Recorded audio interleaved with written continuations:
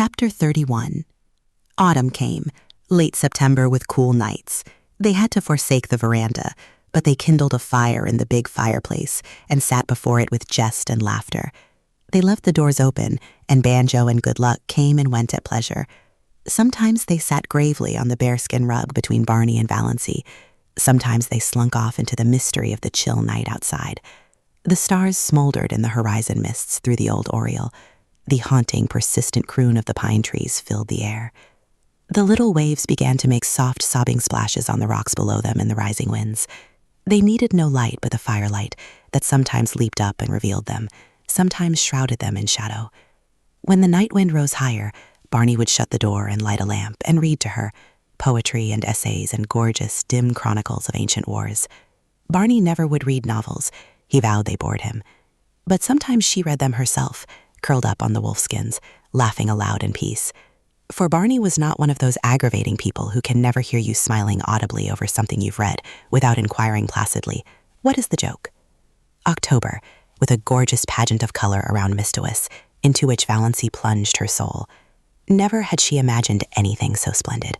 A great tinted piece, blue, wind-winnowed skies, sunlight sleeping in the glades of that fairyland, long, dreamy purple days paddling idly in their canoe along shores and up the rivers of crimson and gold, a sleepy red hunter's moon, enchanted tempests that stripped the leaves from the trees and heaped them along the shores, flying shadows of clouds. What had all the smug, opulent lands out front to compare with this? November, with uncanny witchery in its changed trees, with murky red sunsets flaming in smoky crimson behind the westering hills, with dear days when the austere woods were beautiful and gracious in a dignified serenity of folded hands and closed eyes, days full of a fine, pale sunshine that sifted through the late leafless gold of the juniper trees and glimmered among the gray beeches, lighting up evergreen banks of moss and washing the colonnades of the pines, days with a high-sprung sky of flawless turquoise, days when an exquisite melancholy seemed to hang over the landscape and dream about the lake, but days, too, of the wild blackness of great autumn storms, followed by dank, wet, streaming nights when there was witch laughter in the pines and fitful moans among the mainland trees. What cared they?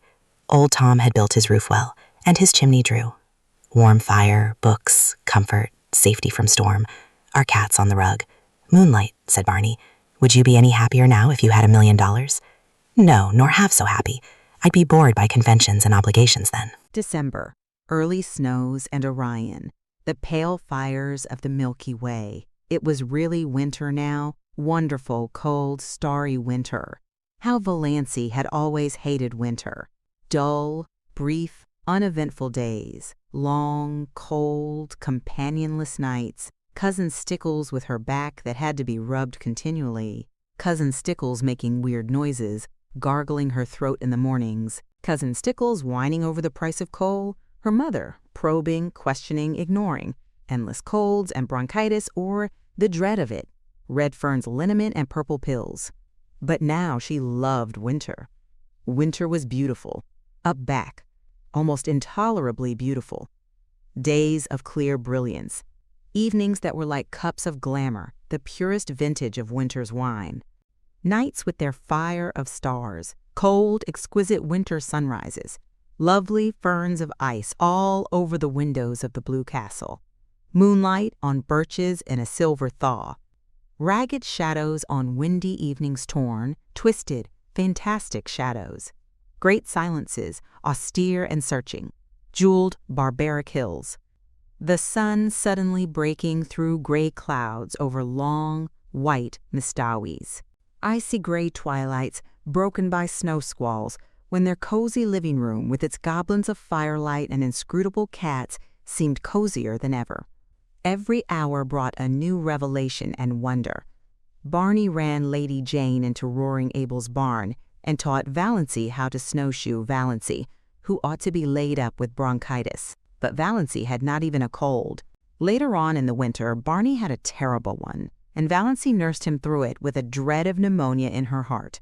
But Valancy's cold seemed to have gone where old moons go, which was luck, for she hadn't even Redfern's liniment.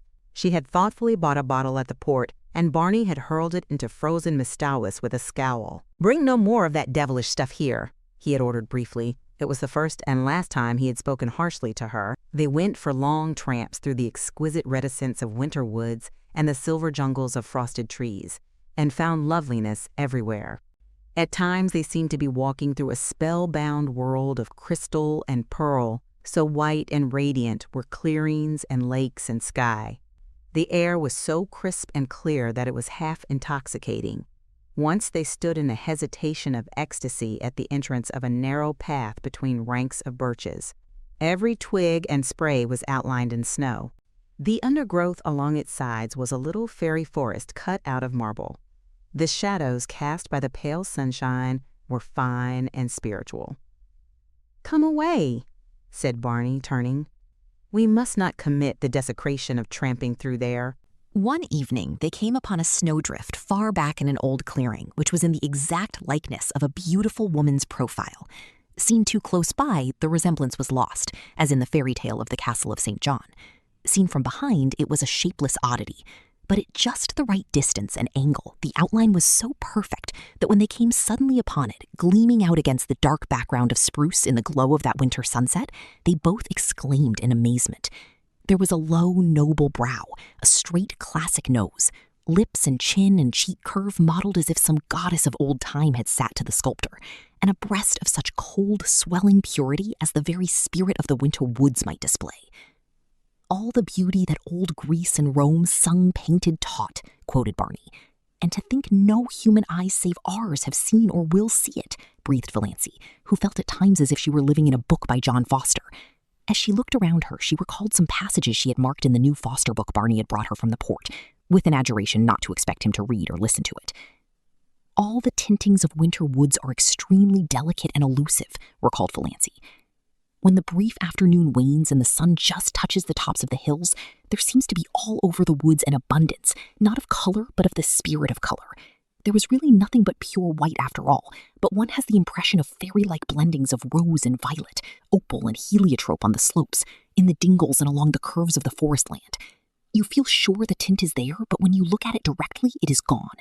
From the corner of your eye, you are aware that it is lurking over yonder in a spot where there was nothing but pale purity a moment ago. Only just when the sun is setting is there a fleeting moment of real color. Then the redness streams out over the snow and incarnates the hills and rivers and smites the crest of the pines with flame. Just a few minutes of transfiguration and revelation, and it is gone." "I wonder if John Foster ever spent a winter in Mistowis," said Valancy. "Not likely," scoffed Barney. "People who write tosh like that generally write it in a warm house on some smug city street." "You are too hard on John Foster," said Valancy severely. "No one could have written that little paragraph I read you last night without having seen it first. You know he couldn't." "I didn't listen to it," said Barney morosely. "You know I told you I wouldn't." "Then you've got to listen to it now," persisted Valancy. She made him stand still on his snowshoes while she repeated it. She is a rare artist, this old Mother Nature, who works for the joy of working and not in any spirit of vain show. Today, the fir woods are a symphony of greens and grays, so subtle that you cannot tell where one shade begins to be the other. Gray trunk, green bough, gray-green moss above the white-gray shadowed floor. Yet the old gypsy doesn't like unrelieved monotones. She must have a dash of color. See it, a broken dead fir bough of a beautiful red-brown swinging among the beards of moss. "Good Lord, do you learn all that fellow's books by heart?" was Barney's disgusted reaction as he strode off. "John Foster's books were all that saved my soul alive the past 5 years, averred Valancy. "Oh, Barney, look at that exquisite filigree of snow in the furrows of that old elm tree trunk." When they came out to the lake, they changed from snowshoes to skates and skated home. For a wonder, Valancy had learned, when she was a little schoolgirl, to skate on the pond behind the Deerwood School. She never had any skates of her own, but some of the other girls had lent her theirs, and she seemed to have a natural knack of it. Uncle Benjamin had once promised her a pair of skates for Christmas, but when Christmas came, he had given her rubbers instead. She had never skated since she grew up, but the old trick came back quickly, and glorious were the hours she and Barney spent skimming over the white lakes and past the dark islands where the summer cottages were closed and silent. Tonight they flew down Mistowis before the wind in an exhilaration that crimsoned Valancy's cheeks under her white tam, and at the end was her dear little house on the island of pines, with a coating of snow on its roof, sparkling in the moonlight. Its windows glinted impishly at her in the stray gleams. Looks exactly like a picture book, doesn't it?" said Barney. They had a lovely Christmas.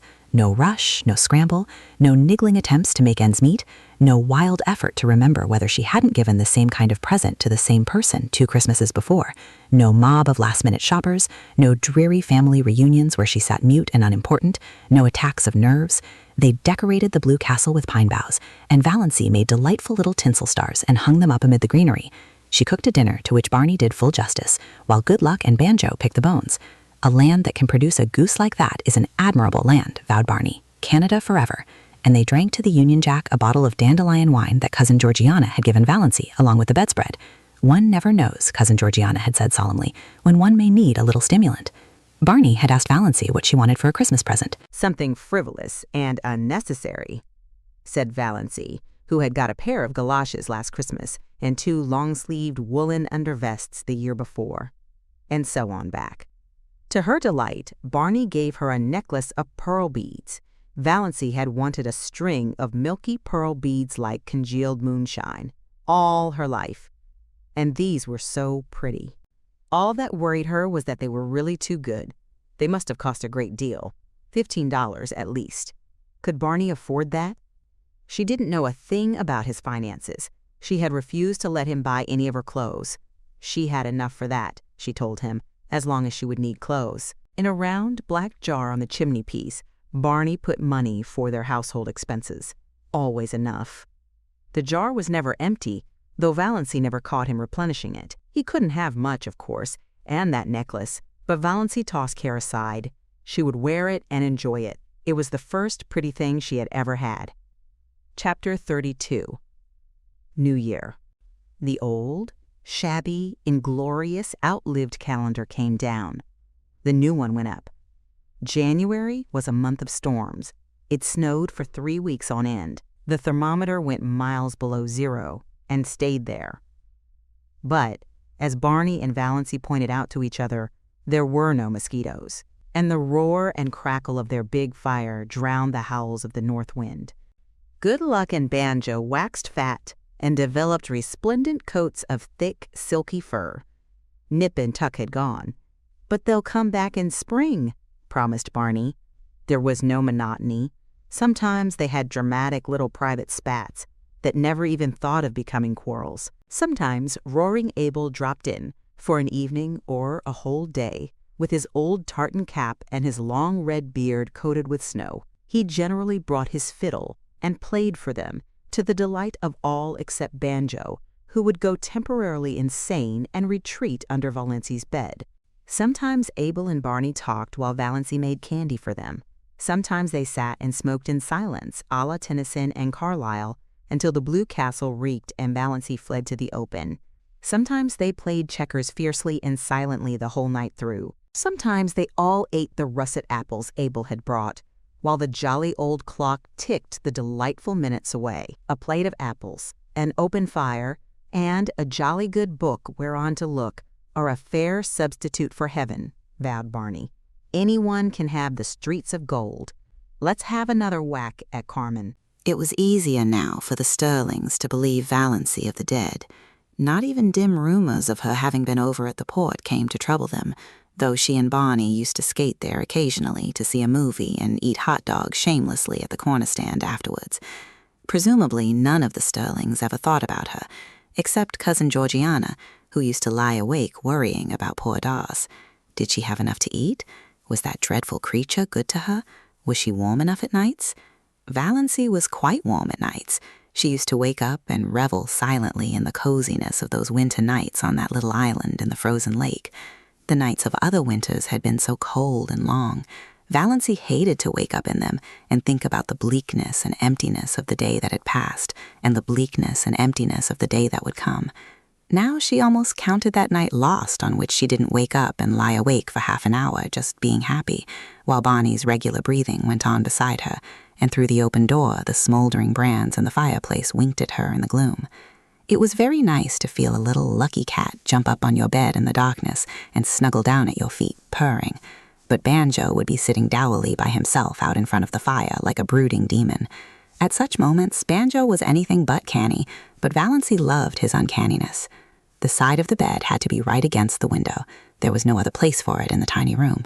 Valancy, lying there, could look out of the window, through the big pine boughs that actually touched it, away up Miss Deweese, white and lustrous as a pavement of pearl, or dark and terrible in the storm. Sometimes the pine boughs tapped against the panes with friendly signals.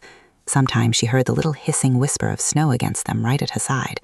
Some nights the whole outer world seemed given over to the empery of silence. Then came nights when there would be a majestic sweep of wind in the pines, nights of Dia starlight when it whistled freakishly and joyously around the blue castle, brooding nights before storm when it crept along the floor of the lake with a low, wailing cry of boding and mystery. Valancy wasted many perfectly good sleeping hours in these delightful communings, but she could sleep as long in the morning as she wanted to. Nobody cared. Bonnie cooked his own breakfast of bacon and eggs and then shut himself up in Bluebeard's chamber till supper time. Then they had an evening of reading and talk. They talked about everything in this world and a good many things in other worlds. They laughed over their own jokes until the blue castles re-echoed. "You do laugh beautifully," Barney told her once. "It makes me want to laugh just to hear you laugh. There's a trick about your laugh, as if there were so much more fun back of it that you wouldn't let out. Did you laugh like that before you came to Miss Stow's Moonlight?" "I never laughed at all, really. I used to giggle foolishly when I felt I was expected to. But now, the laugh just comes." It struck Valancy more than once that Barney himself laughed a great deal oftener than he used to, and that his laugh had changed. It had become wholesome. She rarely heard the little cynical note in it now. Could a man laugh like that who had crimes on his conscience? Yet Barney must have done something. Valancy had indifferently made up her mind as to what he had done. She concluded he was a defaulting bank cashier. She had found in one of Barney's books an old clipping cut from a Montreal paper in which a vanished, defaulting cashier was described. The description applied to Barney, as well as to half a dozen other men Valancy knew, and from some casual remarks he had dropped from time to time, she concluded he knew Montreal rather well. Valancy had it all figured out in the back of her mind. Barney had been in a bank. He was tempted to take some money to speculate, meaning, of course, to put it back. He had got in deeper and deeper, until he found there was nothing for it but flight. It had happened so to scores of men. He had, Valancy was absolutely certain, never meant to do wrong. Of course, the name of the man in the clipping was Bernard Craig, but Valancy had always thought Snaith was an alias. Not that it mattered. Valancy had only one unhappy night that winter. It came in late March, when most of the snow had gone and Nip and Tuck had returned. Barney had gone off in the afternoon for a long woodland tramp, saying he would be back by dark if all went well. Soon after he had gone, it had begun to snow. The wind rose, and presently Miss Towis was in the grip of one of the worst storms of the winter. It tore up the lake and struck at the little house. The dark, angry woods on the mainland scowled at Valancy, menace in the toss of their boughs, threats in their windy gloom, terror in the roar of their hearts. The trees on the island crouched in fear. Valancy spent the night huddled on the rug before the fire, her face buried in her hands, when she was not vainly peering from the oriel in a futile effort to see through the furious smoke of wind and snow that had once been blue-dimpled Miss Towis. Where was Barney? Lost on the merciless lakes? Sinking exhausted in the drifts of the pathless woods? Valancy died 100 deaths that night and paid in full for all the happiness of her blue castle. When morning came, the storm broke and cleared. The sun shone gloriously over Miss Towis, and at noon Barney came home. Valancy saw him from the oriel as he came around a wooded point, slender and black against the glistening white world. She did not run to meet him. Something happened to her knees, and she dropped down on Banjo's chair. Luckily, Banjo got out from under in time, his whiskers bristling with indignation. Barney found her there, her head buried in her hands. "Barney, I thought you were dead," she whispered. Barney hooted. "After 2 years of the Klondike, did you think a baby storm like this could get me? I spent the night in that old lumber shanty over by Muskoka. A bit cold, but snug enough. Little goose, your eyes look like burnt holes in a blanket. Did you sit up here all night worrying over an old woodsman like me?" "Yes," said Valancy. "I couldn't help it. The storm seemed so wild. Anybody might have been lost in it. When I saw you come round the point, something happened to me. I don't know what. It was as if I had died and come back to life. I can't describe it any other way." Chapter 33. Spring. Miss Towis black and sullen for a week or two, then flaming in sapphire and turquoise, lilac and rose again, laughing through the oriel, caressing its amethyst islands, rippling under winds soft as silk. Frogs, little green wizards of swamp and pool, singing everywhere in the long twilights and long into the nights. Islands fairy-like in a green haze, the evanescent beauty of wild young trees in early leaf, frost-like loveliness of the new foliage of juniper trees, the woods putting on a fashion of spring flowers, dainty, spiritual things, akin to the soul of the wilderness. Red mist on the maples, willows decked out with glossy silver pussies, all the forgotten violets of Mistawis blooming again, lure of April moons. Think how many thousands of springs have been here on Mistawis, and all of them beautiful, said Valancy. Oh, Barney, look at that wild plum. I must quote from John Foster. There's a passage in one of his books. I've reread it 100 times. He must have written it before a tree just like that. Behold the young wild plum tree, which has adorned herself after immoral fashion in a wedding veil of fine lace. The fingers of wood pixies must have woven it, for nothing like it ever came from an earthly loom. I vow the tree is conscious of its loveliness. It is bridling before our very eyes, as if its beauty were not the most ephemeral thing in the woods, as it is the rarest and most exceeding. For today it is, and tomorrow it is not. Every south wind purring through the boughs will winnow away a shower of slender petals. But what matter? Today it is queen of the wild places, and it is always today in the woods. I'm sure you feel much better since you've got that out of your system, said Barney heartlessly. Here's a patch of dandelions, said Valancy, unsubdued. Dandelions shouldn't grow in the woods, though. They haven't any sense of the fitness of things at all. They are too cheerful and self-satisfied. They haven't any of the mystery and reserve of the real wood flowers. In short, they've no secrets, said Barney. But wait a bit. The woods will have their own way even with those obvious dandelions. In a little while, all that obtrusive yellowness and complacency will be gone, and we'll find here misty, phantom-like globes hovering over those long grasses in full harmony with the traditions of the forest. That sounds John Fosterish, teased Valancy. What have I done that deserved a slam like that? Complained Barney. One of the earliest signs of spring was the renaissance of Lady Jane. Barney put her on roads that no other car would look at, and they went through Deerwood in mud to the axles. They passed several Sterlings who groaned and reflected that now spring was come, they would encounter that shameless pair everywhere. Valancy, prowling about Deerwood shops, met Uncle Benjamin on the street, but he did not realize until he had gone 2 blocks further on that the girl in the scarlet-colored blanket coat, with cheeks reddened in the sharp April air, and the fringe of black hair over laughing slanted eyes, was Valancy. When he did realize it, Uncle Benjamin was indignant. What business had Valancy to look like a young girl? The way of the transgressor was hard, had to be, scriptural and proper. Yet Valancy's path couldn't be hard. She wouldn't look like that if it were. There was something wrong. It was almost enough to make a man turn modernist. Barney and Valancy clanged onto the port, so that it was dark when they went through Deerwood again. At her old home, Valancy, seized with a sudden impulse, got out, opened the little gate, and tiptoed around to the sitting-room window. There sat her mother and Cousin Stickles drearily, grimly knitting, baffling and inhuman as ever. If they had looked the least bit lonesome, Valancy would have gone in. But they did not. Valancy would not disturb them for worlds. Chapter 34. Valancy had 2 wonderful moments that spring.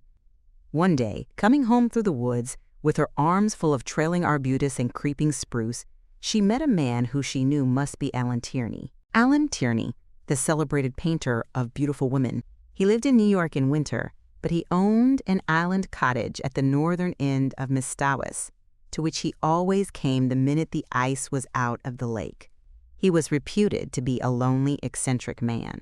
He never flattered his sitters. There was no need to, for he would not paint anyone who required flattery. To be painted by Alan Tierney was all the cachet of beauty a woman could desire. Valancy had heard so much about him that she couldn't help turning her head back over her shoulder for another shy, curious look at him. A shaft of pale spring sunlight fell through a great pine athwart her bare black head and her slanted eyes. She wore a pale green sweater and had bound a fillet of linnea vine about her hair. The feathery fountain of trailing spruce overflowed her arms and fell around her. Alan Tierney's eyes lighted up. "I've had a caller," said Barney the next afternoon. when Valancy had returned from another flower quest. Who?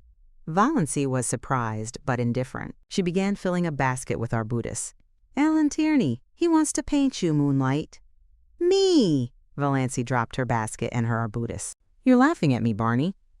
I'm not. That's what Tierney came for, to ask my permission to paint my wife as the spirit of Muskoka or something like that. But, stammered Valancy, Alan Tierney never paints any but. Beautiful women, finished Barney. Conceded. QED, Mistress Barney Snaith is a beautiful woman. Nonsense, said Valancy, stooping to retrieve her arbutus. You know that's nonsense, Barney. I know I'm a heap better looking than I was a year ago, but I'm not beautiful. Alan Tierney never makes a mistake, said Barney. You forget, Moonlight, that there are different kinds of beauty. Your imagination is obsessed by the very obvious type of your cousin Olive. Oh, I've seen her. She's a stunner. But you'd never catch Alan Tierney wanting to paint her. In the horrible but expressive slang phrase, she keeps all her goods in the shop window. But in your subconscious mind, you have a conviction that nobody can be beautiful who doesn't look like Olive. Also, you remember your face as it was in the days when your soul was not allowed to shine through it. Tierney said something about the curve of your cheek as you looked back over your shoulder. You know I've often told you it was distracting. And he's quite batty about your eyes. If I wasn't absolutely sure it was solely professional, he's really a crabbed old bachelor, you know, I'd be jealous. Well, I don't want to be painted, said Valancy. I hope you told him that. I couldn't tell him that. I didn't know what you wanted. But I told him I didn't want my wife painted, hung up in a salon for the mob to stare at, belonging to another man, for of course I couldn't buy the picture. So even if you had wanted to be painted, Moonlight, your Tyranna's husband would not have permitted it. Tierney was a bit squiffy. He isn't used to being turned down like that. His requests are almost like royalties. But we are outlaws, laughed Kansi. We bow to no decrees. We acknowledge no sovereignty. In her heart, she thought unashamedly, I wish Olive could know that Alan Tierney wanted to paint me, little old maid Valancy Sterling that was. Her second wonder moment came one evening in May. She realized that Barney actually liked her. She had always hoped he did, but sometimes she had a little disagreeable, haunting dread that he was just kind and nice and chummy out of pity, knowing that she hadn't long to live, and determined she should have a good time as long as she did live, but away back in his mind rather looking forward to freedom again, with no intrusive woman creature in his island fastness, and no chattering thing beside him in his woodland prowls. She knew he could never love her. She did not even want him to. If he loved her, he would be unhappy when she died. Valancy never flinched from the plain word, no passing away for her, and she did not want him to be the least unhappy, but neither did she want him to be glad or relieved. She wanted him to like her and miss her as a good chum, but she had never been sure until this night that he did. They had walked over the hills in the sunset. They had the delight of discovering a virgin spring in a ferny hollow and had drunk together from it out of a birch bark cup. They had come to an old tumble-down rail fence and sat on it for a long time. They didn't talk much, but Valancy had a curious sense of oneness. She knew that she couldn't have felt that if he hadn't liked her. You nice little thing, said Barney suddenly. Oh, you nice little thing. Sometimes I feel you're too nice to be real, that I'm just dreaming you. Why can't I die now, this very minute, when I am so happy, thought Valancy. Well, it couldn't be so very long now. Somehow, Valancy had always felt she would live out the year Dr. Trent had allotted. She had not been careful. She had never tried to be. But somehow, she had always counted on living out her year. She had not let herself think about it at all. But now, sitting here beside Barney, with her hand in his, a sudden realization came to her. She had not had a heart attack for a long while, 2 months at least. The last one she had had was 2 or 3 nights before Barney was out in the storm. Since then, she had not remembered she had a heart. Well, no doubt, it betokened the nearness of the end. Nature had given up the struggle. There would be no more pain. I'm afraid heaven will be very dull after this past year, thought Valancy. But perhaps one will not remember. Would that be nice? No, I don't want to forget Barney. I'd rather be miserable in heaven remembering him than happy forgetting him. And I'll always remember through all eternity that he really, really liked me. Chapter 35. 30 seconds can be very long sometimes. Long enough to work a miracle or a revolution. In 30 seconds, life changed wholly for Barney and Valancy Snaith. They had gone around the lake one June evening in their disappearing propeller, fished for an hour in a little creek, left their boat there, and walked up through the woods to Port Lawrence 2 miles away. Valancy prowled a bit in the shops and got herself a new pair of sensible shoes. Her old pair had suddenly and completely given out, and this evening she had been compelled to put on the little fancy pair of patent leather with rather high, slender heels, which she had bought in a fit of folly one day in the winter because of their beauty and because she wanted to make one foolish, extravagant purchase in her life. She sometimes put them on of an evening in the Blue Castle, but this was the first time she had worn them outside. She had not found it any too easy walking up through the woods in them, and Barney guyed her unmercifully about them. But in spite of the inconvenience, Valancy secretly rather liked the look of her trim ankles and high instep above those pretty, foolish shoes, and did not change them in the shop as she might have done. The sun was hanging low above the pines when they left Port Lawrence. To the north of it, the woods closed around the town quite suddenly. Valancy always had a sense of stepping from one world to another, from reality to fairyland, when she went out of Port Lawrence and, in a twinkling, found it shut off behind her by the armies of the pines. A mile and a half from Port Lawrence, there was a small railroad station with a little station house, which at this hour of the day was deserted since no local train was due. Not a soul was in sight when Barney and Valancy emerged from the woods. Off to the left, a sudden curve in the track hid it from view, but over the treetops beyond, the long plume of smoke betokened the approach of a through train. The rails were vibrating to its thunder as Barney stepped across the switch. Valancy was a few steps behind him, loitering to gather June bells along the little winding path. But there was plenty of time to get across before the train came. She stepped unconcernedly over the first rail. She could never tell how it happened. The ensuing 30 seconds always seemed in her recollection like a chaotic nightmare in which she endured the agony of 1,000 lifetimes. The heel of her pretty, foolish shoe caught in a crevice of the switch. She could not pull it loose. "Barney! Barney!" she called in alarm. Barney turned, saw her predicament, saw her ashen face dashed back. He tried to pull her clear. He tried to wrench her foot from the prisoning hold. In vain. In a moment the train would sweep around the curve, would be on them. "Go, go, quick! You'll be killed, Barney!" shrieked Valancy, trying to push him away. Barney dropped on his knees, ghost white, frantically tearing at her shoelace. The knot defied his trembling fingers. He snatched a knife from his pocket and slashed at it. Valancy still strove blindly to push him away. Her mind was full of the hideous thought that Barney was going to be killed. She had no thought for her own danger. "Barney, go for God's sake, go!" "Never!" muttered Barney between his set teeth. He gave one mad wrench at the lace.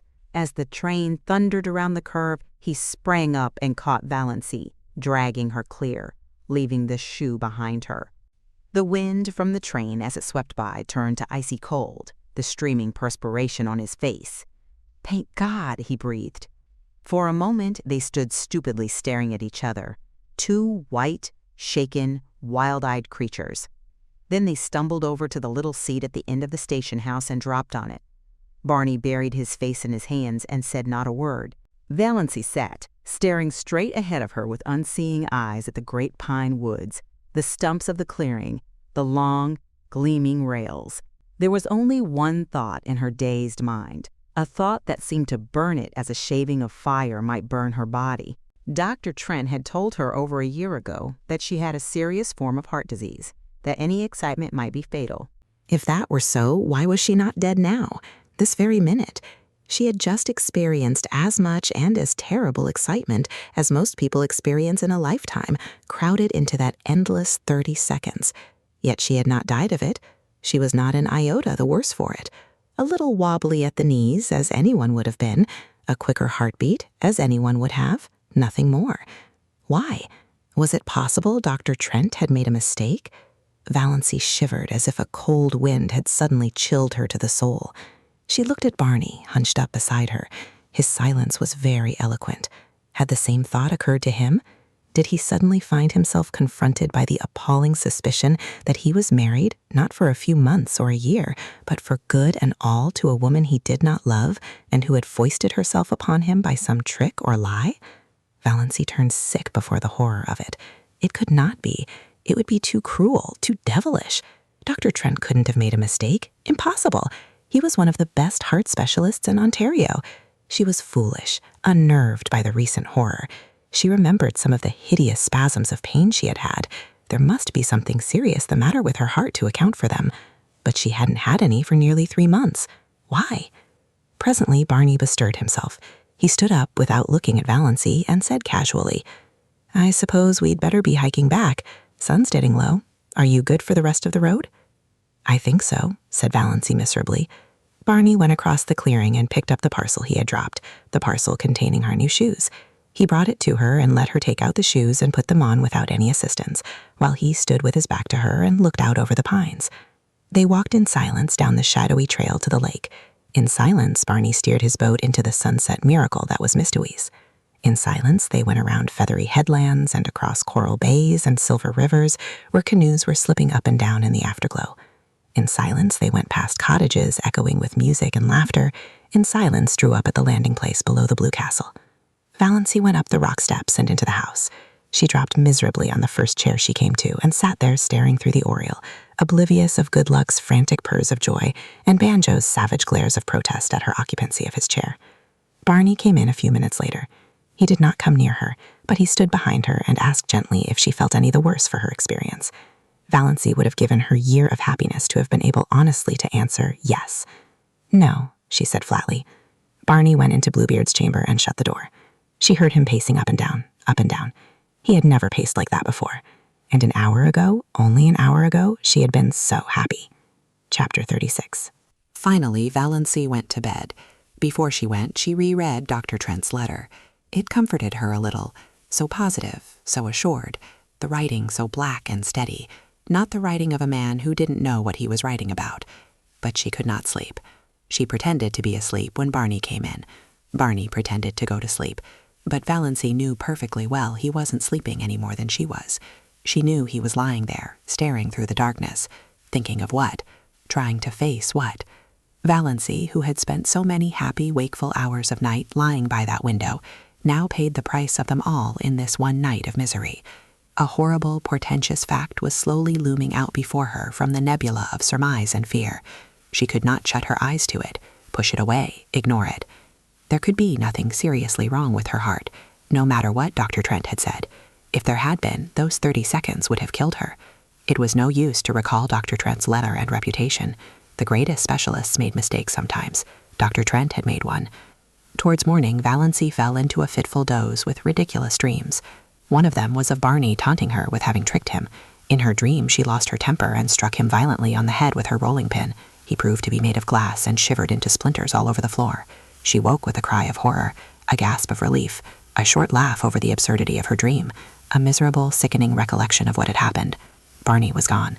Valancy knew, as people sometimes know things, inescapably, without being told, that he was not in the house or in Bluebeard's chamber either. There was a curious silence in the living room, a silence with something uncanny about it. The old clock had stopped. Barney must have forgotten to wind it up, something he had never done before. The room without it was dead, though the sunshine streamed in through the oriel and dimples of light from the dancing waves beyond quivered over the walls. The canoe was gone, but Lady Jane was under the mainland trees. So Barney had betaken himself to the wilds.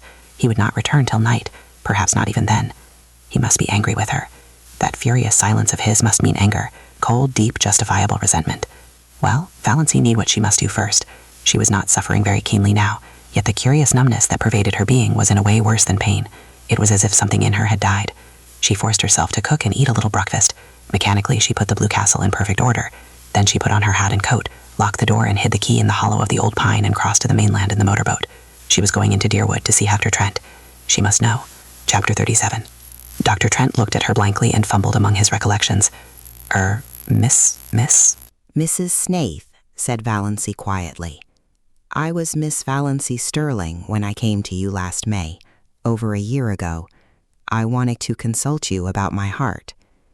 Dr. Trent's face cleared. Oh, of course. I remember now.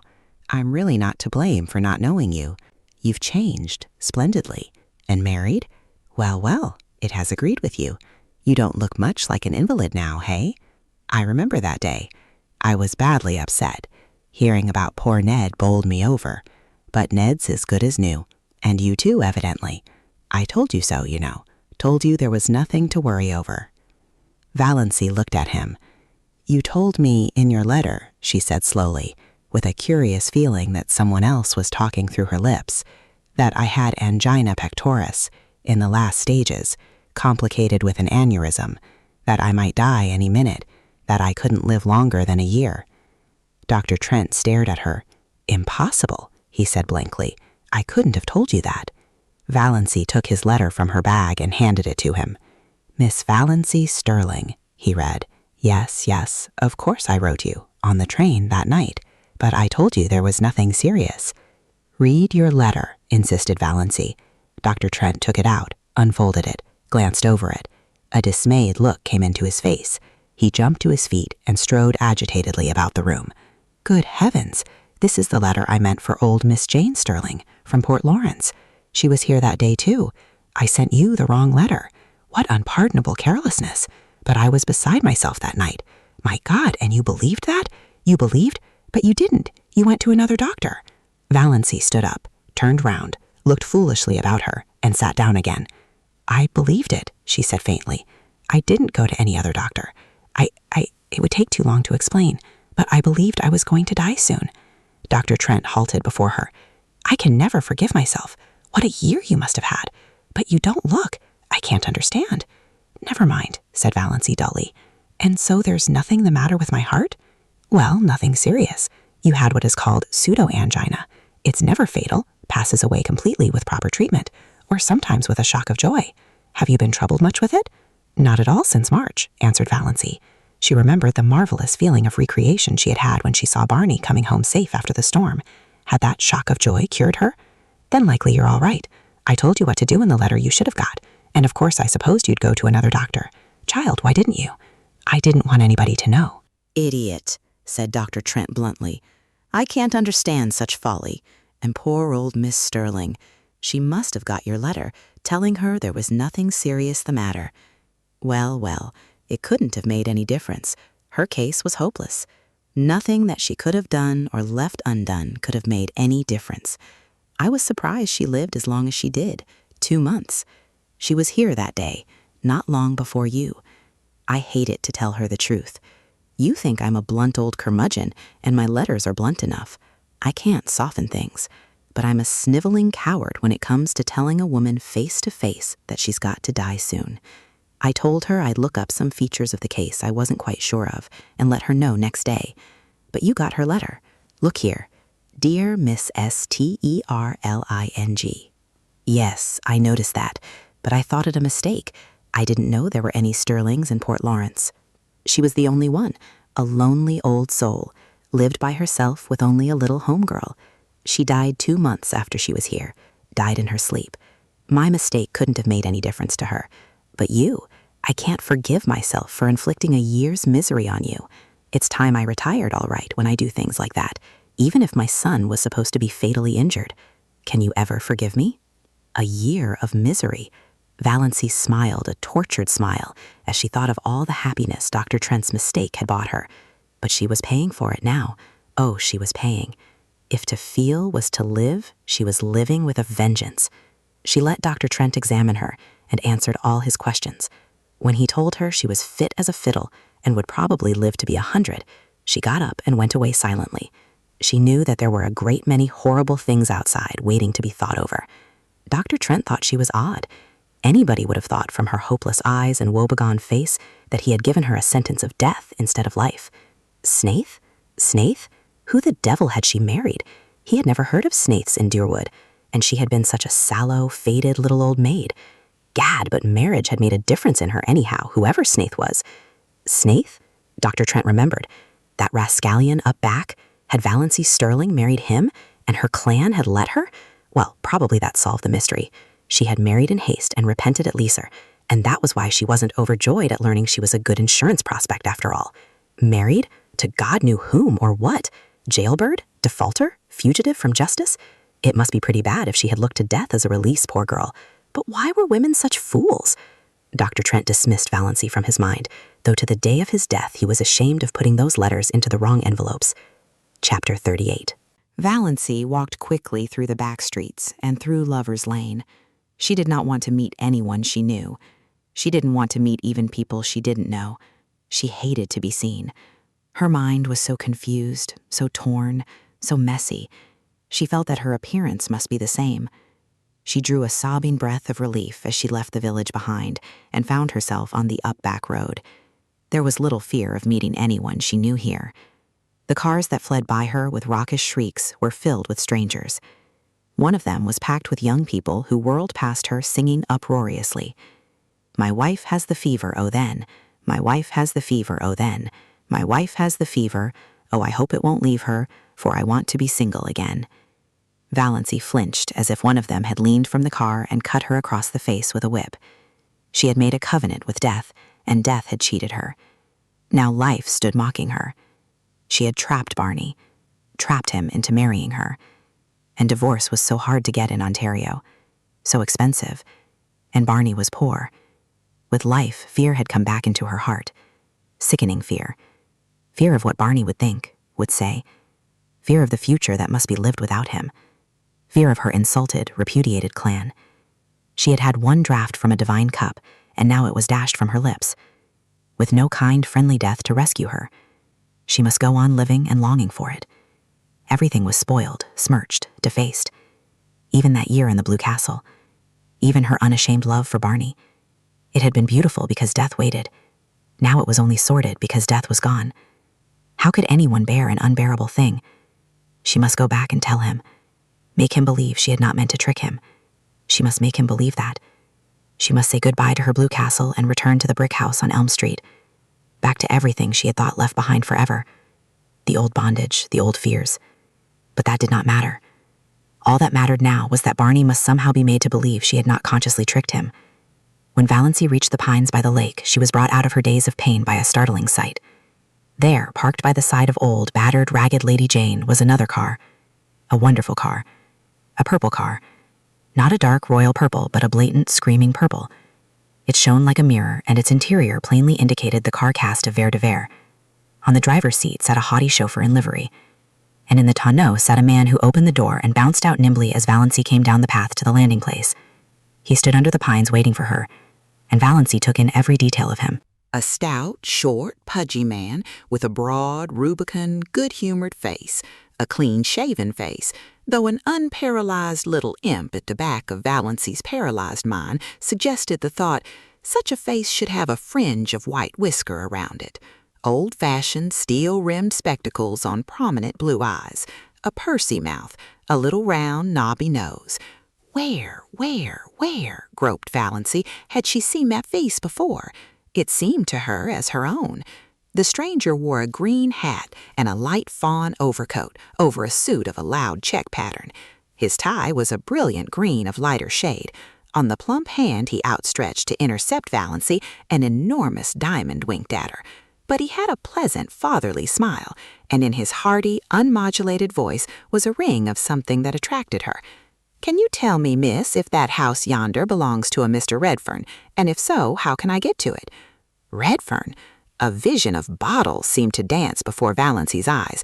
Long bottles of bitters, round bottles of hair tonic, square bottles of liniment, short, corpulent little bottles of purple pills, and all of them bearing that very prosperous, beaming moon face and steel-rimmed spectacles on the label. Dr. Redfern? "No," said Valancy faintly. "No, that house belongs to Mr. Snaith." Dr. Redfern nodded. "Yes, I understand Bernie's been calling himself Snaith. Well, it's his middle name, was his poor mother's. Bernard Snaith Redfern, that's him. And now, miss, you can tell me how to get over to that island?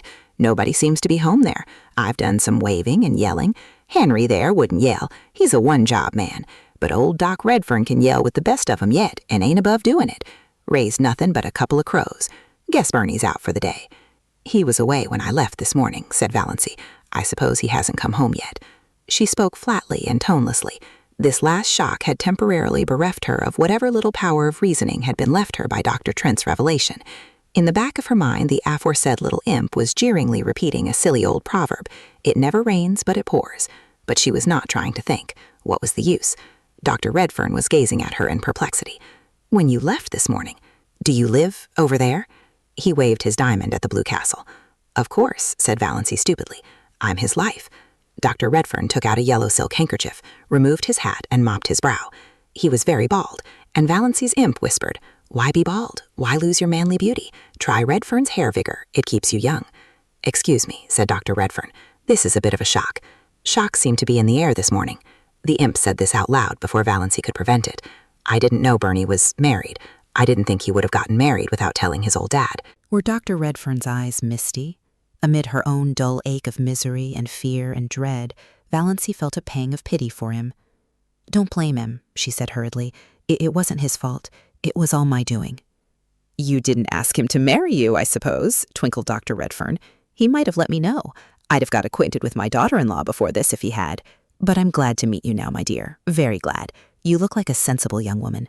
I used to sort of fear Barney'd pick out some pretty bit of fluff just because she was good-looking. They were all after him, of course. Wanted his money, eh? Didn't like the pills and the bitters, but liked the dollars, eh? Wanted to dip their pretty little fingers in old Doc's millions, eh? Millions, said Valancy faintly. She wished she could sit down somewhere. She wished she could have a chance to think. She wished she and the Blue Castle could sink to the bottom of Mistowis and vanish from human sight forevermore. Millions, said Dr. Redfern complacently, and Bernie chucks them for that. Again he shook the diamond contemptuously at the Blue Castle. Wouldn't you think he'd have more sense? And all on account of a white bit of a girl. He must have got over that feeling anyhow since he's married. You must persuade him to come back to civilization. All nonsense wasting his life like this. Ain't you going to take me over to your house, my dear? I suppose you've some way of getting there. Of course, said Valancy stupidly. She led the way down to the little cove where the disappearing propeller boat was snuggled. Does your man want to come too? Who? Henry. Not he. Look at him sitting there disapproving. Disapproves of the whole expedition. The trail up from the road nearly gave him a conniption. Well, it was a devilish road to put a car on. Whose old bus is that up there? Barney's? Good Lord. Does Bernie Redfern ride in a thing like that? It looks like the great-great-grandmother of all the Fords. It isn't a Ford. It's a Grace Lawson, said Valancy spiritedly. For some occult reason, Dr. Redfern's good-humored ridicule of dear old Lady Jane stung her to life. A life that was all pain but still life. Better than the horrible half-dead and half-aliveness of the past few minutes or years. She waved Dr. Redfern curtly into the boat and took him over to the Blue Castle. The key was still in the old pine, the house still silent and deserted. Valancy took the doctor through the living room to the western veranda. She must at least be out where there was air. It was still sunny, but in the southwest a great thundercloud, with white crests and gorges of purple shadow, was slowly rising over Mistowis. The doctor dropped with a gasp on a rustic chair and mopped his brow again. Warm, eh? Lord, what a view. Wonder if it would soften Henry if he could see it. Have you had dinner? Asked Valancy. Yes, my dear. Had it before we left Port Lawrence. Didn't know what sort of wild hermit's hollow we were coming to, you see. Hadn't any idea I was going to find a nice little daughter-in-law here all ready to toss me up a meal. Cats, eh? Puss, puss. See that? Cats love me. Bernie was always fond of cats. It's about the only thing he took from me. He's his poor mother's boy. Valancy had been thinking idly that Barney must resemble his mother. She had remained standing by the steps, but Dr. Redfern waved her to the swing seat. Sit down, dear. Never stand when you can sit. I want to get a good look at Barney's wife. Well, I like your face. No beauty. You don't mind my saying that. You've sense enough to know it, I reckon. Sit down. Valancy sat down. To be obliged to sit still when mental agony urges us to stride up and down is the refinement of torture. Every nerve in her being was crying out to be alone, to be hidden. But she had to sit and listen to Dr. Redfern, who didn't mind talking at all. When do you think Bernie will be back? I don't know. Not before night, probably. Where did he go? I don't know that either. Likely to the woods up back. So he doesn't tell you his comings and goings either? Bernie was always a secretive young devil, never understood him. Just like his poor mother. But I thought a lot of him. It hurt me when he disappeared as he did, 11 years ago. I haven't seen my boy for 11 years. 11 years. Valancy was surprised. It's only 6 since he came here. Oh, he was in the Klondike before that and all over the world. He used to drop me a line now and then. Never give any clue to where he was, but just a line to say he was all right. I suppose he's told you all about it." "No, I know nothing of his past life," said Valancy with sudden eagerness. She wanted to know. She must know now.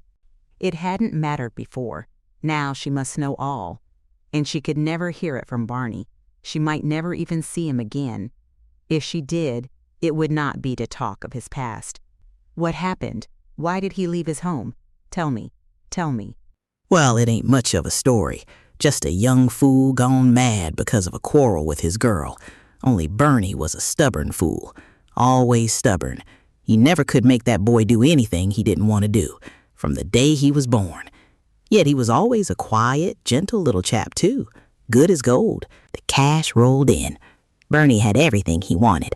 I sent him to the best schools, private schools. I meant to make a gentleman of him. Never had any chance myself. Meant he should have every chance. He went through McGill, got honors and all that. I wanted him to go in for law. He hankered after journalism and stuff like that. Wanted me to buy a paper for him or back him in publishing what he called a real, worthwhile, honest-to-goodness Canadian magazine. I suppose I'd have done it. I always did what he wanted me to do. Wasn't he all I had to live for? I wanted him to be happy, and he never was happy. Can you believe it? Not that he said so, but I'd always a feeling that he wasn't happy. Everything he wanted, all the money he could spend, his own bank account, travel, seeing the world, but he wasn't happy. Not till he fell in love with Ethel Travers. Then he was happy for a little while. The cloud had reached the sun, and a great, chill, purple shadow came swiftly over Miss Deweese. It touched the blue castle, rolled over it. Valancy shivered. "Yes," she said with painful eagerness, though every word was cutting her to the heart. "What was she like?" "Prettiest girl in Montreal," said Dr. Redfern. "Oh, she was a looker, all right, eh? Gold hair, shiny as silk, great big, soft black eyes, skin like milk and roses. Don't wonder Bernie fell for her. And brains as well. She wasn't a bit of fluff. B.A. from McGill, a thoroughbred too, one of the best families, but a bit lean in the purse, eh? Bernie was mad about her. Happiest young fool you ever saw. Then, the bust-up. What happened? Valancy had taken off her hat and was absently thrusting a pin in and out of it. Good Luck was purring beside her. Banjo was regarding Dr. Redfern with suspicion. Nip and Tuck were lazily cawing in the pines. Miss Deweese was beckoning. Everything was the same. Nothing was the same. It was 100 years since yesterday. Yesterday, at this time, she and Barney had been eating a belated dinner here with laughter. Laughter? Valancy felt that she had done with laughter forever, and with tears, for that matter. She had no further use for either of them. "Blest if I know, my dear. Some fool quarrel, I suppose. Bernie just lit out, disappeared. He wrote me from the Yukon, said his engagement was broken and he wasn't coming back, and not to try to hunt him up because he was never coming back. I didn't. What was the use? I knew Bernie. I went on piling up money because there wasn't anything else to do, but I was mighty lonely. All I lived for was them little notes now and then from Bernie. Klondike, England, South Africa, China, everywhere. I thought maybe he'd come back someday to his lonesome old dad. Then 6 years ago, even the letters stopped. I didn't hear a word of or from him till last Christmas. Did he write?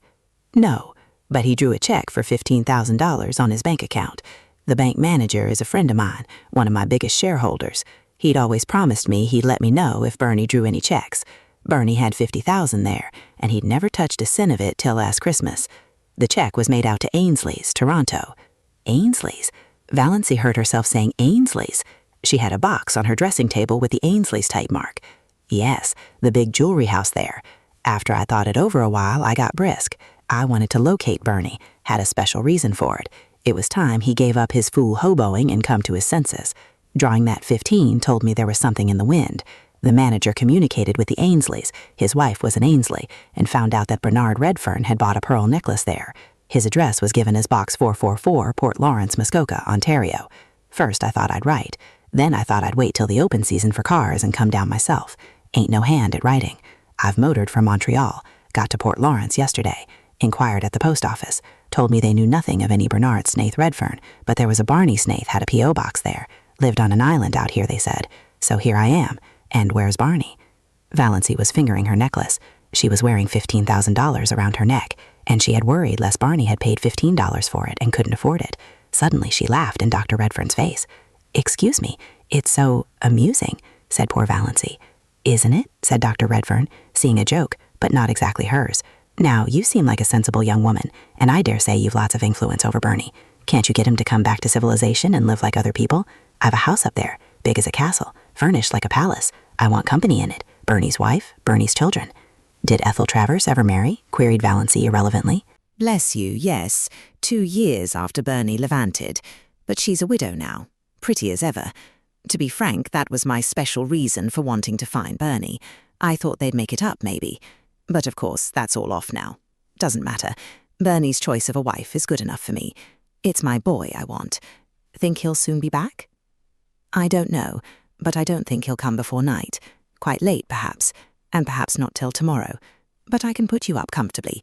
He'll certainly be back tomorrow." Dr. Redfern shook his head. "Too damp. I'll take no chances with rheumatism." "Why suffer that ceaseless anguish? Why not try Redfern's liniment?" quoted the imp in the back of Valancy's mind. "I must get back to Port Lawrence before rain starts. Henry goes quite mad when he gets mud on the car, but I'll come back tomorrow. Meanwhile, you talk Bernie into reason." He shook her hand and patted her kindly on the shoulder. He looked as if he would have kissed her, with a little encouragement, but Valancy did not give it. Not that she would have minded. He was rather dreadful and loud and dreadful, but there was something about him she liked. She thought dully that she might have liked being his daughter-in-law if he had not been a millionaire, a score of times over, and Barney was his son and heir. She took him over in the motorboat and watched the lordly purple car roll away through the woods, with Henry at the wheel looking things not lawful to be uttered. Then she went back to the Blue Castle. What she had to do must be done quickly. Barney might return at any moment, and it was certainly going to rain. She was thankful she no longer felt very bad. When you are bludgeoned on the head repeatedly, you naturally and mercifully become more or less insensible and stupid. She stood briefly like a faded flower bitten by frost, by the hearth, looking down on the white ashes of the last fire that had blazed in the Blue Castle. At any rate, she thought wearily, Barney isn't poor. He will be able to afford a divorce, quite nicely. Chapter 39. She must write a note. The imp in the back of her mind laughed. In every story she had ever read, when a runaway wife decamped from home, she left a note, generally on the pincushion. It was not a very original idea, but one had to leave something intelligible. What was there to do but write a note?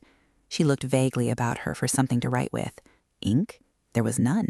Valancy had never written anything since she had come to the Blue Castle, save memoranda of household necessities for Barney. A pencil sufficed for them, but now the pencil was not to be found. Valancy absently crossed to the door of Bluebeard's chamber and tried it. She vaguely expected to find it locked, but it opened unresistingly. She had never tried it before and did not know whether Barney habitually kept it locked or not. If he did, he must have been badly upset to leave it unlocked. She did not realize that she was doing something he had told her not to do. She was only looking for something to write with. All her faculties were concentrated on deciding just what she would say and how she would say it. There was not the slightest curiosity in her as she went into the lean-to. There were no beautiful women hanging by their hair on the walls. It seemed a very harmless apartment, with a commonplace little sheet-iron stove in the middle of it, its pipe sticking out through the roof. At one end was a table or counter, crowded with odd-looking utensils, used no doubt by Barney in his smelly operations. Chemical experiments, probably, she reflected dully. At the other end was a big writing desk and swivel chair. The side walls were lined with books. Valancy went blindly to the desk. There she stood motionless for a few minutes, looking down at something that lay on it. A bundle of galley proofs. The page on top bore the title Wild Honey, and under the title were the words by John Foster. The opening sentence, "Pines are the trees of myth and legend. They strike their roots deep into the traditions of an older world, but wind and star love their lofty tops. What music when old Aeolus draws his bow across the branches of the pines." She had heard Barney say that one day when they walked under them. So Barney was John Foster. Valancy was not excited. She had absorbed all the shocks and sensations that she could compass for one day. This affected her neither one way nor the other. She only thought, so this explains it. It was a small matter that had somehow stuck in her mind more persistently than its importance seemed to justify. Soon after Barney had brought her John Foster's latest book, she had been in a Port Lawrence bookshop and heard a customer ask the proprietor for John Foster's new book.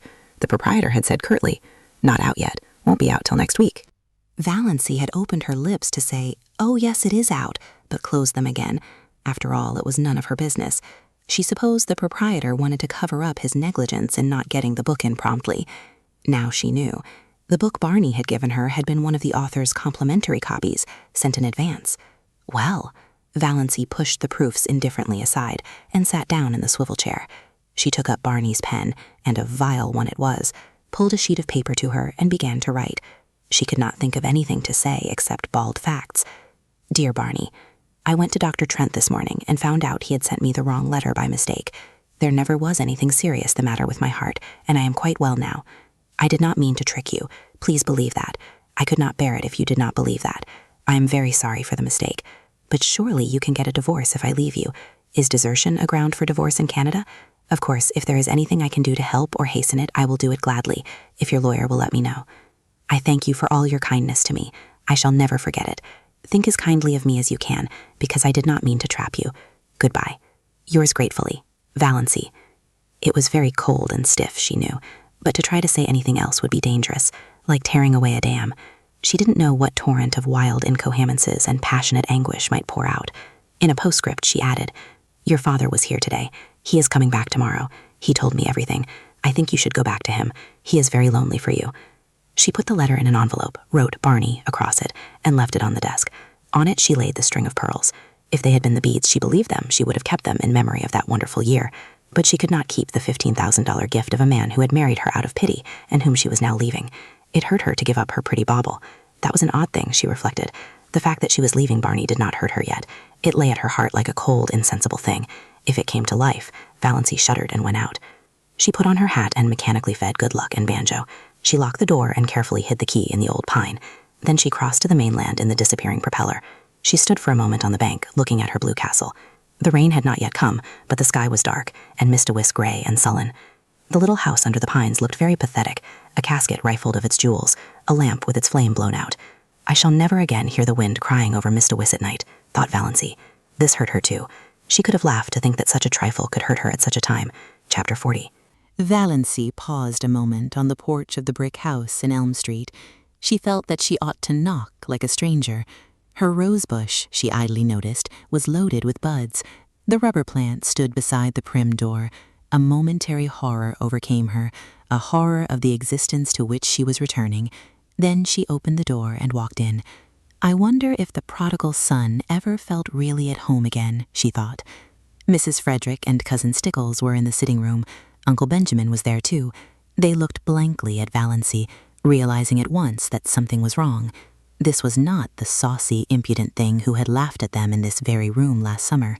This was a gray-faced woman with the eyes of a creature who had been stricken by a mortal blow. Valancy looked indifferently around the room. She had changed so much, and it had changed so little. The same pictures hung on the walls. The little orphan who knelt at her never-finished prayer by the bed, whereon reposed the black kitten that never grew up into a cat. The gray steel engraving of Quatre Bras, where the British regiment forever stood at bay. The crayon enlargement of the boyish father she had never known. There they all hung in the same places. The green cascade of Wandering Jew still tumbled out of the old granite saucepan on the window stand. The same elaborate, never-used pitcher stood at the same angle on the sideboard shelf. The blue and gilt vases that had been among her mother's wedding presents still primly adorned the mantelpiece, flanking the china clock of berosed and besprayed ware that never went. The chairs in exactly the same places. Her mother and Cousin Stickles, likewise unchanged, regarding her with stony unwelcome. Valancy had to speak first. "I've come home, Mother," she said tiredly. "So I see." Mrs. Frederick's voice was very icy. She had resigned herself to Valancy's desertion. She had almost succeeded in forgetting there was a Valancy. She had rearranged and organized her systematic life without any reference to an ungrateful, rebellious child. She had taken her place again in a society which ignored the fact that she had ever had a daughter, and pitied her, if it pitied her at all, only in discreet whispers and asides. The plain truth was that by this time, Mrs. Frederick did not want Valancy to come back, did not want ever to see or hear of her again. And now, of course, Valancy was here, with tragedy and disgrace and scandal trailing after her visibly. "So I see," said Mrs. Frederick. "May I ask why?" "Because I'm not going to die," said Valancy hustily. "God bless my soul," said Uncle Benjamin. "Who said you were going to die?" "I suppose," said Cousin Stickles shrewishly. Cousin Stickles did not want Valancy back either. "I suppose you found out he has another wife, as we've been sure all along." No, I only wish he had, said Valancy. She was not suffering particularly, but she was very tired. If only the explanations were all over and she were upstairs in her old ugly room, alone, just alone. The rattle of the beads on her mother's sleeves as they swung on the arms of the reed chair almost drove her crazy. Nothing else was worrying her, but all at once it seemed that she simply could not endure that thin, insistent rattle. My home, as I told you, is always open to you, said Mrs. Frederick stonily, but I can never forgive you. Valancy gave a mirthless laugh. I'd care very little for that if I could only forgive myself, she said. Come, said Uncle Benjamin testily, but rather enjoying himself. He felt he had Valancy under his thumb again. We've had enough of mystery. What has happened? Why have you left that fellow? No doubt there's reason enough, but what particular reason is it? Valancy began to speak mechanically. She told her tale bluntly and barely. A year ago, Dr. Trent told me I had angina pectoris and could not live long. I wanted to have some life before I died. That's why I went away, why I married Barney. And now I found it is all a mistake. There is nothing wrong with my heart. I've got to live. And Barney only married me out of pity, so I have to leave him, free. God bless me, said Uncle Benjamin. Cousin Stickles began to cry. Valancy, if you'd only had confidence in your own mother. Yes, I know, said Valancy impatiently. What's the use of going into that now? I can't undo this year. God knows I wish I could. I've tricked Barney into marrying me, and he's really Bernard Redfern, Dr. Redfern's son of Montreal, and his father wants him to go back to him. Uncle Benjamin made a queer sound. Cousin Stickles took her black-bordered handkerchief away from her eyes and stared at Valancy. A queer gleam suddenly shot into Mrs. Frederick's stone-gray orbs. Dr. Redfern, not the purple pill man, she said. Valancy nodded. He's John Foster, too, the writer of those nature books. But, Mrs. Frederick was visibly agitated, though not over the thought that she was the mother-in-law of John Foster. Dr. Redfern is a millionaire. Uncle Benjamin shut his mouth with a snap. 10 times over, he said. Valancy nodded. Yes, Barney left home years ago because of some trouble, some disappointment. Now he will likely go back. So you see, I had to come home. He doesn't love me. I can't hold him to a bond he was tricked into. Uncle Benjamin looked incredibly sly. Did he say so? Does he want to get rid of you? No, I haven't seen him since I found out. But I tell you, he only married me out of pity, because I asked him to, because he thought it would only be for a little while. Mrs. Frederick and Cousin Stickles both tried to speak, but Uncle Benjamin waved a hand at them and frowned portentously. Let me handle this, wave and frown seemed to say. To Valancy. Well, dear, we'll talk it all over later. You see, we don't quite understand everything yet. As Cousin Stickles says, you should have confided in us before. Later on, I dare say we can find a way out of this. You think Barney can easily get a divorce, don't you? Said Valancy eagerly. Uncle Benjamin silenced with another wave the exclamation of horror he knew was trembling on Mrs. Frederick's lips. Trust to me, Valancy. Everything will arrange itself. Tell me this, Dossie. Have you been happy up back? Was Mr. Redfern good to you? I have been very happy, and Barney was very good to me, said Valancy, as if reciting a lesson. She remembered when she studied grammar at school she had disliked the past and perfect tenses. They had always seemed so pathetic. I have been. It was all over and done with. Then don't worry, little girl. How amazingly paternal Uncle Benjamin was. Your family will stand behind you. We'll see what can be done. Thank you, said Valancy dully. Really, it was quite decent of Uncle Benjamin. Can I go and lie down a little while? I'm tired. Of course you're tired. Uncle Benjamin patted her hand gently, very gently. All worn out and nervous. Go and lie down by all means. You'll see things in quite a different light after you've had a good sleep. He held the door open. As she went through, he whispered, What is the best way to keep a man's love? Valancy smiled wanly, but she had come back to the old life, the old shackles. What? She asked as meekly as of yore. Not to return it, said Uncle Benjamin with a chuckle. He shut the door and rubbed his hands, nodded and smiled mysteriously round the room. Poor little Doss, he said pathetically. Do you really suppose that Snaith can actually be Dr. Redfern's son? Gasped Mrs. Frederick. I see no reason for doubting it. She says Dr. Redfern has been there. Why, the man is rich as wedding cake. Amelia, I've always believed there was more in Doss than most people thought. You kept her down too much, repressed her. She never had a chance to show what was in her. And now she's landed a millionaire for a husband. But, hesitated Mrs. Frederick, they told terrible tales about him. All gossip and invention. All gossip and invention. It's always been a mystery to me why people should be so ready to invent and circulate slanders about other people they know absolutely nothing about. I can't understand why you paid so much attention to gossip and surmise. Just because he didn't choose to mix up with everybody, people resented it. I was surprised to find what a decent fellow he seemed to be that time he came into my store with Valency. I discounted all the yarns then and there. But he was seen dead drunk in Port Lawrence once, said Cousin Stickles, doubtfully, yet as one very willing to be convinced to the contrary. Who saw him? Demanded Uncle Benjamin truculently. Who saw him? Old Jemmy Strang said he saw him. I wouldn't take old Jemmy Strang's word on oath. He's too drunk himself half the time to see straight. He said he saw him lying drunk on a bench in the park. Pshaw, Redfern's been asleep there. Don't worry over that. But his clothes and that awful old car, said Mrs. Frederick uncertainly. Eccentricities of genius, declared Uncle Benjamin. You heard Doss say he was John Foster. I'm not up, but I heard a lecturer from Toronto say that John Foster's books had put Canada on the literary map of the world. I suppose we must forgive her, yielded Mrs. Frederick. Forgive her? Uncle Benjamin snorted. Really, Amelia was an incredibly stupid woman. No wonder poor Doss had gone sick and tired of living with her. Well, yes, I think you'd better forgive her. The question is, will Snaith forgive us? What if she persists in leaving him? You've no idea how stubborn she can be, said Mrs. Frederick. Leave it all to me, Amelia. Leave it all to me. You women have muddled it enough. This whole affair has been bungled from start to finish. If you had put yourself to a little trouble years ago, Amelia, she would not have bolted over the traces as she did. Just let her alone. Don't worry her with advice or questions till she's ready to talk. She's evidently run away in a panic because she's afraid he'd be angry with her for fooling him. Most extraordinary thing of Trent to tell her such a yarn. That's what comes of going to strange doctors. Well, we mustn't blame her too harshly, poor child. Redfern will come after her. If he doesn't, I'll hunt him up and talk to him as man to man. He may be a millionaire, but Valency is a sterling. He can't repudiate her just because she was mistaken about her heart disease. Not likely he'll want to.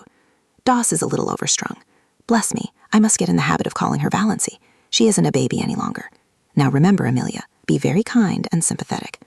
It was something of a large order to expect Mrs. Frederick to be kind and sympathetic, but she did her best. When supper was ready, she went up and asked Valency if she wouldn't like a cup of tea. Valency, lying on her bed, declined. She just wanted to be left alone for a while. Mrs. Frederick left her alone. She did not even remind Valency that her plight was the outcome of her own lack of daughterly respect and obedience. One could not exactly say things like that to the daughter-in-law of a millionaire. And that's where we'll leave the story for today. Thank you for spending your time with Narrate the Tales. I'll see you in the next chapter.